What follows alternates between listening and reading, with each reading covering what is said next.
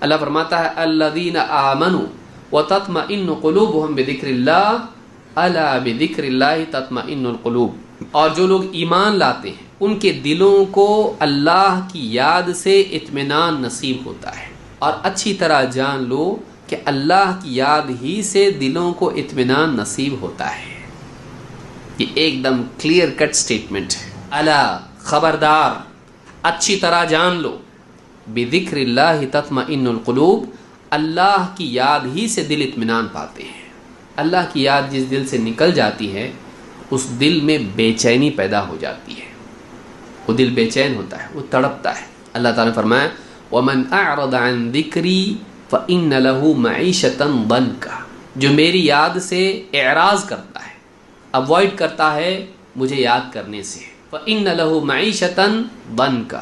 اس کے لیے دنیا میں تنگ زندگی ہے، اس کی زندگی کو میں